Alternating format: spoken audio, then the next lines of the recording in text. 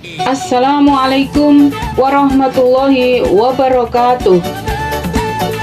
Perkenankan, saya akan menyampaikan tugas 2.1.A.8 koneksi antar materi.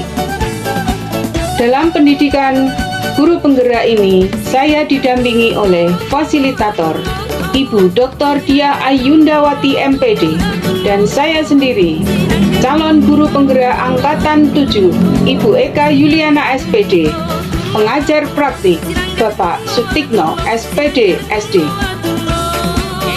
Dalam tugas 2.1.A.8 koneksi antar materi ini mempunyai tujuan pembelajaran khusus.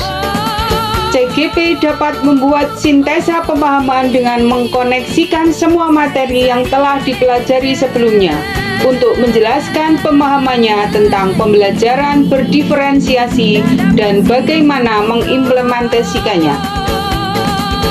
Dalam koneksi antar materi ini berhubungan dengan filosofis pendidikan Ki Hajar Dewantara, nilai dan peran guru penggerak, budaya positif, visi guru penggerak, pembelajaran berdiferensiasi, dan kesemuanya itu akan melahirkan profil pelajar Pancasila. Menurut Tomlinson 2001, halaman 45, pembelajaran berdiferensiasi adalah usaha untuk menyesuaikan proses pembelajaran di kelas untuk memenuhi kebutuhan belajar individu setiap murid.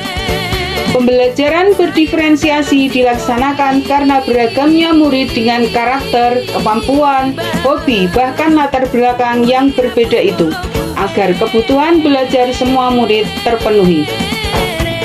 Pembelajaran berdiferensiasi adalah serangkaian keputusan masuk akal, common sense, yang dibuat oleh guru dengan berorientasi kepada kebutuhan murid.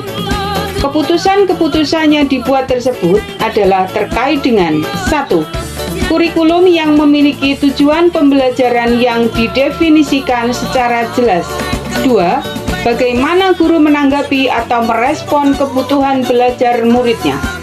3. Bagaimana guru menciptakan lingkungan belajar yang mengundang murid untuk belajar dan bekerja keras agar dapat mencapai tujuan pembelajarannya. 4. Manajemen kelas yang efektif. 5. Penilaian berkelanjutan. Pembelajaran berdiferensiasi ini dapat dilakukan di kelas. Tentunya, guru harus membuat rancangan pembelajaran berdiferensiasi, dan itu bisa berjalan dengan baik apabila guru menuangkan rencana pembelajaran itu ke dalam rencana pelaksanaan pembelajaran atau RPP berdiferensiasi pula. Karena dengan rencana pembelajaran berdiferensiasi dan pelaksanaan pembelajaran berdiferensiasi pula, maka akan diperoleh tujuan pembelajaran berdiferensiasi itu sendiri. Untuk dapat menerapkan pembelajaran berdiferensiasi di kelas, hal yang harus dilakukan oleh guru antara lain mengidentifikasi atau memetakan kebutuhan murid. Pembelajaran berdiferensiasi dapat memenuhi kebutuhan belajar murid dan membantu mencapai hasil belajar yang maksimal adalah dengan melakukan identifikasi kebutuhan belajar murid dengan lebih komprehensif sehingga guru dapat merespon dengan lebih tepat terhadap kebutuhan belajar murid-muridnya. Selanjutnya, guru melakukan identifikasi atau memetakan kebutuhan belajar murid. Tomlinson 2001 dalam bukunya yang berjudul How to Different Instruction in Mixed Ability Classroom menyampaikan bahwa kita dapat mengkategorikan kebutuhan belajar murid paling tidak berdasarkan 3 aspek, yaitu 1. Kesiapan belajar atau readiness murid. 2. Minat murid. Yang ketiga, profil belajar murid.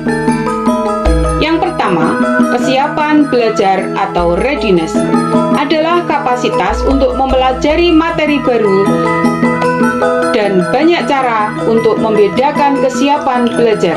Tomlinson 2001 halaman 46 mengatakan bahwa merancang pembelajaran berdiferensiasi mirip dengan menggunakan tombol equalizer pada stereo atau pemutar CD. Untuk mendapatkan kombinasi suara terbaik, biasanya Anda akan menggeser-geser tombol equalizer tersebut terlebih dahulu. Saat Anda mengajar, menyesuaikan tombol dengan tepat untuk berbagai kebutuhan murid akan menyamakan peluang mereka untuk mendapatkan materi, jenis kegiatan, dan menghasilkan produk belajar yang tepat di kelas Anda. Tombol-tombol dalam equalizer tersebut mewakili beberapa perspektif yang dapat kita gunakan untuk menentukan tingkat kesiapan murid. Dalam modul ini, kita hanya akan membahas 6 perspektif dari beberapa contoh perspektif yang terdapat dalam equalizer yang diperkenalkan oleh Tomlinson 2001 halaman 47. 6 perspektif dalam kesiapan belajar murid itu adalah bersifat mendasar, bersifat transformatif, itu adalah yang nomor 1. Saat murid dihadapkan pada sebuah ide yang baru yang mungkin belum dikuasainya, maka akan membutuhkan informasi pendukung yang jelas, sederhana, dan tidak bertele-tele untuk dapat memahami ide tersebut. Mereka juga akan perlu waktu untuk berlatih menerapkan ide-ide tersebut.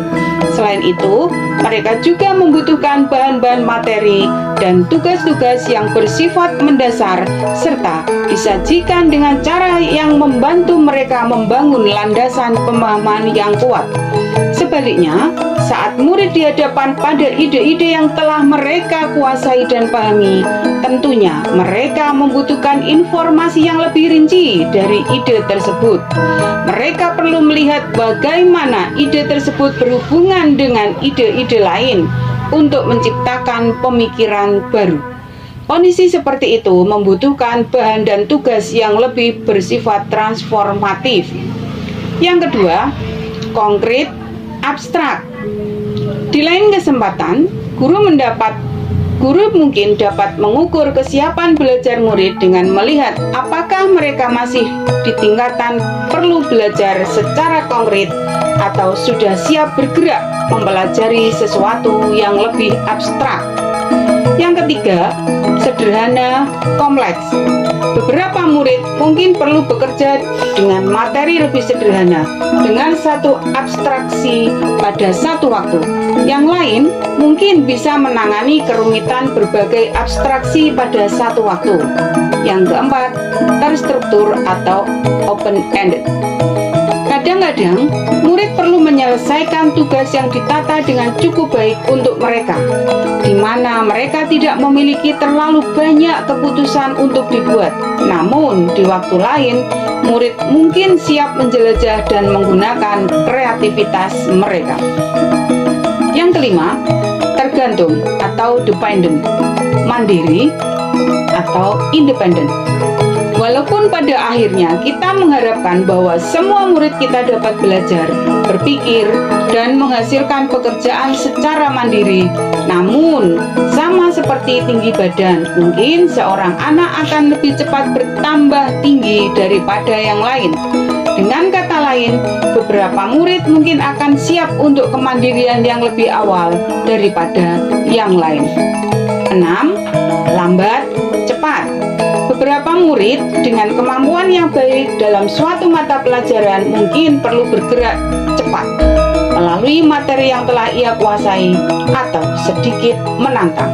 Tetapi di lain waktu, murid yang sama mungkin akan membutuhkan lebih banyak waktu daripada yang lain untuk mempelajari topik yang lain. Kemudian, pada minat murid. Minat merupakan suatu keadaan mental yang menghasilkan respons terarah kepada suatu situasi atau objek tertentu yang menyenangkan dan memberikan kepuasan diri. Tomlinson 2001 halaman 53 mengatakan bahwa tujuan melakukan pembelajaran yang berbasis minat diantaranya adalah sebagai berikut. membantu murid menyadari bahwa ada kecocokan antara sekolah dan kecintaan mereka sendiri untuk belajar, mendemonstrasikan keterhubungan antar semua pembelajaran, menggunakan keterampilan atau ide untuk dikenal murid sebagai jembatan untuk mempelajari ide atau keterampilan yang kurang dikenal atau baru bagi mereka, dan meningkatkan motivasi murid untuk belajar. Beberapa cara yang dapat dilakukan oleh guru untuk menarik minat murid diantaranya adalah dengan menciptakan situasi pembelajaran yang menarik perhatian murid, misalnya dengan humor, menciptakan kejutan-kejutan, dan sebagainya. Menciptakan konteks pembelajaran yang dikaitkan dengan minat individu murid, mengkomunikasikan nilai manfaat dari apa yang dipelajari murid, menciptakan kesempatan-kesempatan belajar di mana murid dapat memecahkan persoalan atau problem-based learning. 3. Profil belajar murid.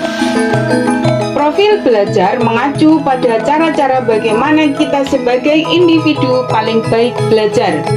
Tujuan dari mengidentifikasi atau memetakan kebutuhan belajar murid berdasarkan profil belajar adalah untuk memberikan kesempatan kepada murid untuk belajar secara natural dan efisien. Namun demikian, sebagai guru, kadang-kadang kita secara tidak sengaja cenderung memilih gaya belajar yang sesuai dengan gaya belajar kita sendiri. Padahal, kita tahu setiap anak memiliki profil belajar sendiri. Memiliki kesadaran tentang ini sangat penting agar guru dapat memvariasikan metode dan pendekatan mengajar mereka.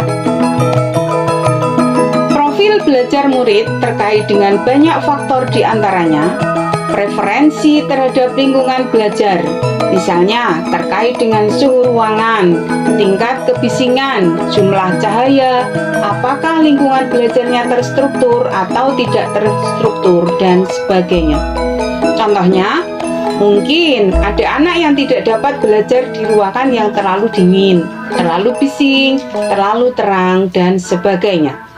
Pengaruh budaya, santai, terstruktur, pendiam, ekspresif, personal, impersonal. Preferensi gaya belajar. Gaya belajar adalah bagaimana murid memilih, memperoleh, memproses, dan mengingat informasi baru.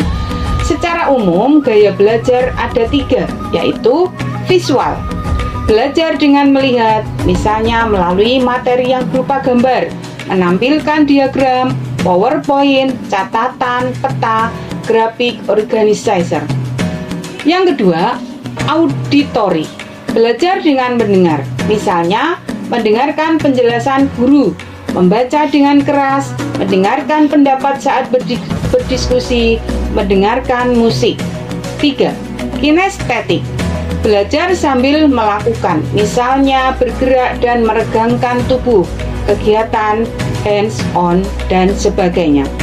Mengingat bahwa murid-murid kita memiliki gaya belajar yang berbeda-beda, maka penting bagi guru untuk berusaha untuk menggunakan kombinasi gaya mengajar. Dalam pelaksanaan pembelajaran berdiferensiasi terdapat 3 hal yang bisa dilaksanakan, yaitu A. Diferensiasi konten.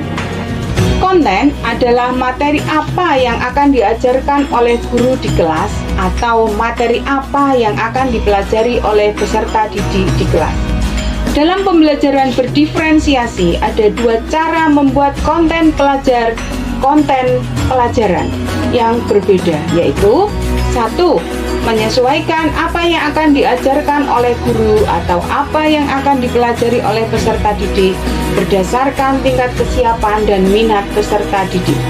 Yang kedua, menyesuaikan bagaimana konten yang akan diajarkan atau dipelajari itu akan disampaikan oleh guru atau diperoleh oleh peserta didik berdasarkan profil atau gaya belajar yang dimiliki oleh masing-masing peserta didik. Strategi yang dapat dilakukan oleh guru untuk dapat mendiferensiasi konten yang akan dipelajari oleh peserta didik adalah: 1. Menyajikan materi yang bervariasi. 2. Menggunakan kontrak belajar. 3. Menyediakan pembelajaran mini. 4. Menyajikan materi dengan berbagai moda pembelajaran. 5. Menyediakan berbagai sistem yang mendukung. B. Berdiferensiasi proses. Kegiatan yang dilakukan peserta didik di atas, kegiatan yang dimaksud adalah kegiatan yang bermakna bagi peserta didik sebagai pengalaman belajarnya di kelas, bukan kegiatan yang tidak berkorelasi dengan apa yang sedang dipelajarinya.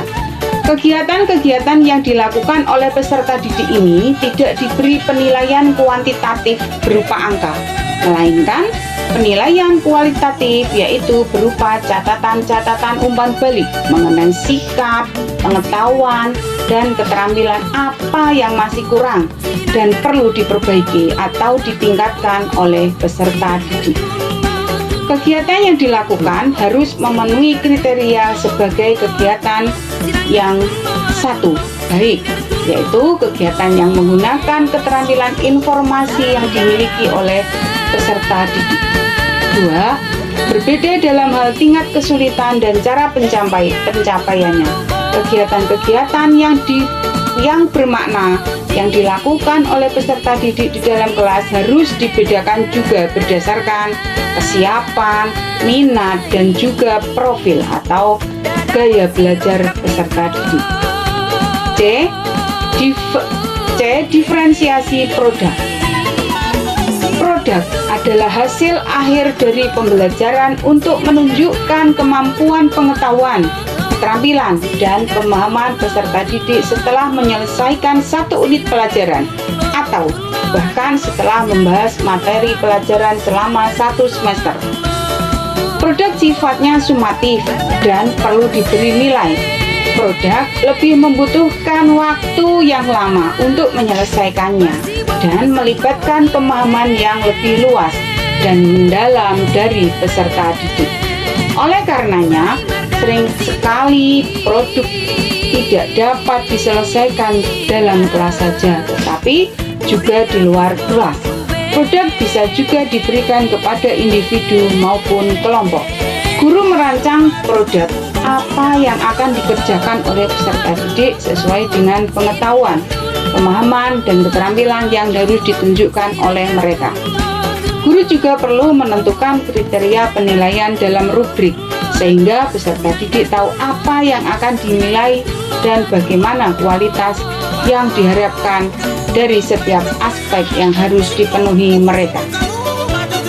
Kaitan modul ini dengan program pendidikan guru penggerak.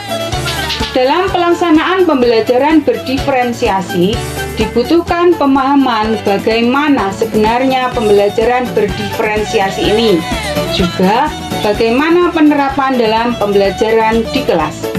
Dalam program pendidikan guru penggerak ini sangat membantu dan menjadi sebuah kesempatan besar untuk mempelajari apa dan bagaimana pembelajaran berdiferensiasi, karena kita sebagai peserta diklat ini diberikan materi khusus tentang pembelajaran berdiferensiasi, sehingga kita sangat beruntung dan bersyukur, dan ini tentu sangat membantu dalam praktek pembelajaran di kelas, karena pembelajaran berdiferensiasi ini adalah pembelajaran yang berpihak pada murid. Karena pembelajaran yang untuk memenuhi kebutuhan belajar murid, dan ini sangat sesuai dengan filosofis Ki Hajar Dewantara serta berhubungan dengan nilai dan peran guru penggerak.